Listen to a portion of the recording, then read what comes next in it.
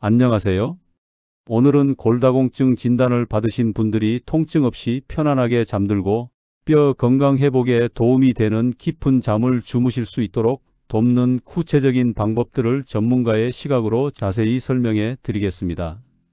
수면은 단순히 휴식하는 시간이 아니라 우리 몸이 손상된 뼈 조직을 복구하고 통증을 조절하는 필수적인 회복 과정입니다. 따라서 양질의 수면을 확보하는 것은 골다공증 관리의 핵심이라는 점을 강조하고 싶습니다. 통증 완화 및 숙면을 위한 침실 환경 조성 방법을 설명드릴게요. 밤에 찾아오는 통증, 즉 야간통은 골다공증 환자의 숙면을 방해하는 가장 큰 적입니다. 낮 동안 긴장했던 근육이 밤에 이완될 때 미세염증이나 신경 자극이 더 민감하게 느껴지기 때문인데요. 수면을 시작하기도 전에 통증 때문에 스트레스를 받는 악순환을 끊어내는 것이 가장 중요합니다. 우선 취침 전 통증 완화 루틴을 실천해 보세요. 잠자리에 들기 한두 시간 전 허리나 고관절 등 통증 부위에 따뜻한 찜질을 15분에서 20분간 해주는 것이 좋습니다. 온기는 혈액순환을 촉진하고 경직된 근육을 이완시켜 통증 역치를 높여줍니다. 따뜻한 물에서의 반신욕이나 샤워도 훌륭한 방법입니다. 단, 너무 뜨거운 물은 오히려 신체를 각성시킬 수 있으니 편안함을 느낄 수 있는 미지근한 온도를 유지해야 합니다. 그리고 전문 물리치료사나 주치의에게 배운 척추에 부담이 가지 않는 매우 부드러운 수준의 이완 스트레칭을 실시하십시오.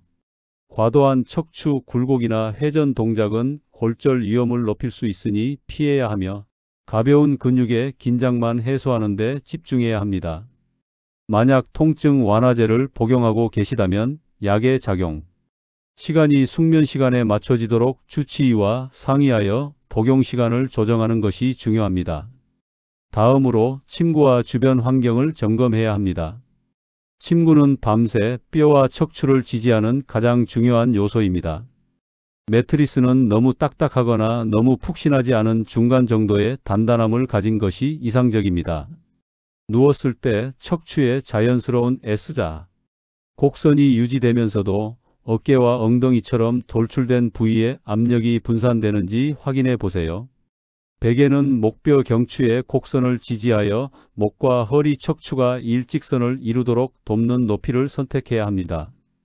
옆으로 누울 때는 어깨폭을 메워주는 약간 높은 베개가, 바로 누울 때는 목의 곡선을 채워주는 베개가 적절하며 메모리폼이나 라텍스 등 지지력이 좋은 재질을 선택하는 것이 좋습니다.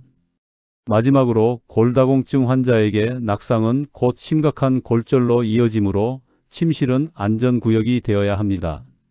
침실에서 화장실까지의 동선에 발밑을 밝혀주는 낮은 조도의 센서 등이나 야간 등을 반드시 설치하시고 침대 주변에 걸려 넘어질 수 있는 물건들을 모두 정리하여 낙상 위험을 최소화해야 합니다.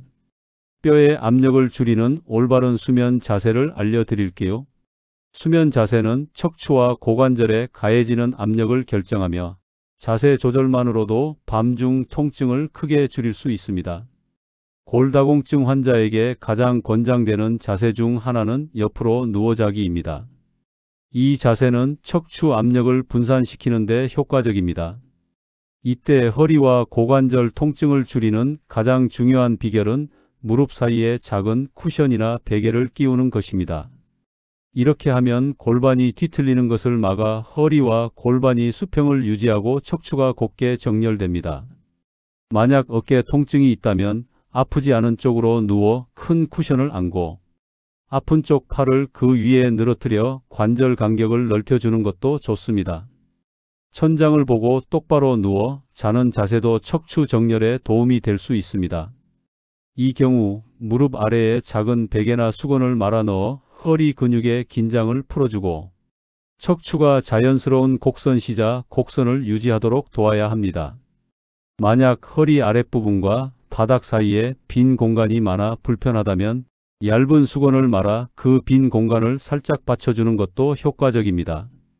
반면 엎드려 자는 자세는 목과 허리 척추에 가장 큰 부담을 주고 척추 곡선을 과도하게 꺾이게 하므로 골다공증 환자에게는 절대적으로 피해야 할 자세임을 기억하십시오. 수면의 질을 높이는 생활 습관과 영양 관리에 대해 설명드리겠습니다. 깊은 수면은 밤의 자세뿐만 아니라 낮 동안의 생활 습관과 영양 상태에 의해 크게 좌우됩니다. 먼저 규칙적인 수면 마이너스 각성 주기를 확립해야 합니다.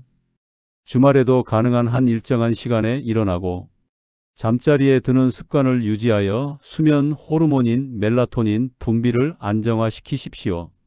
또한 낮 동안 특히 오전에 햇빛을 충분히 쬐면 비타민 D 합성에 도움이 될 뿐만 아니라 밤에 멜라토닌이 잘 분비되도록 생체 시계를 건강하게 재설정하는 데 필수적입니다. 긴 낮잠은 밤잠을 방해하므로 낮잠은 30분 이내로 제한하거나 피하는 것이 좋습니다. 수면을 방해하는 요소 관리도 중요합니다. 오후 늦게는 카페인 음료, 커피, 녹차를 피하고 알코올은 일시적으로 잠을 들게 할지라도 깊은 수면 렘수면을 방해하고 새벽에 자주 깨게 만들므로 피해야 합니다. 잠자리에 들기 최소 1시간 전에는 스마트폰, TV 등 블루라이트가 나오는 전자기기 사용을 중단하십시오. 그리고 칼슘 부족은 신경 안정에 영향을 미쳐 불면증의 원인이 될 수 있으므로 평소 충분한 칼슘과 비타민 D를 섭취하여 뼈 건강과 수면 질 개선을 동시에 도모해야 합니다. 영양제 복용은 반드시 주치의와 상의해야 합니다. 마지막으로 골다공증 약물 중 비스포스포네이트 계열 약물을 복용하는 경우 식도 염증 방지를 위해 반드시 맹물과 함께 복용하고 복용 후 최소 30분에서 1시간 동안은 눕지 않도록 철저히 주의해야 합니다. 수면의 질은 낮 동안의 활동량과 직결됩니다. 적절한 운동은 뼈를 튼튼하게 할 뿐만 아니라 신체가 피로를 느껴 밤에 깊은 잠을 자도록 돕습니다. 뼈는 적절한 무게와 압력을 받을 때 강해지므로 누워있는 시간이 길어질수록 골밀도에 부정적인 영향을 줄 수 있습니다. 따라서 낮 동안 적절한 활동량을 확보하는 것이 매우 중요합니다. 안전한 운동을 꾸준히 해 주셔야 합니다. 빨리 걷기, 낮은 강도의 에어로빅 등 체중 부하 운동은 뼈 생성을 촉진하지만 낙상과 골절 위험이 있으므로 전문 물리치료사나 운동 지도사에게 개인의 상태에 맞는 균형 및 근력 강화 운동을 지도받아 안전하게 진행해야 합니다. 격렬한 운동은 신체를 각성시키므로 잠들기 최소 3시간 전에는 모두 마치는 것이 좋습니다. 취침 직전에는 가벼운 이완 운동이나 산책으로 마무리하십시오. 만성적인 통증과 질병에 대한 걱정은 수면 중 각성을 유발하는 심리적 요인입니다. 잠자리에 들기 전 편안한 음악을 듣거나 심호흡과 명상을 통해 마음을 가라앉히는 이완 기법을 실천하십시오. 침대에 누워 걱정거리를 곱씹지 않도록 자기 전에 걱정 노트를 만들어 고민을 미리 기록해 두는 것도 좋은 방법입니다. 마지막으로 일부 연구에 따르면 60세 이상의 노년층에서 하루 8시간 이상 너무 길게 자는 것은 오히려 뼈 건강에 부정적일 수 있다는 결과가 있습니다. 이는 지나치게 긴 수면 시간이 낮 활동량을 줄이기 때문일 수 있으니 7-8시간의 적정 수면 시간을 목표로 하고 낮에는 활동적인 시간을 확보하여 균형 잡힌 생활 리듬을 유지하는 것이 중요합니다. 골다공증 관리는 꾸준함이 중요합니다. 오늘 말씀드린 핵심 원칙들을 생활에 통합하여 통증 없는 편안한 밤을 보내시기를 바랍니다.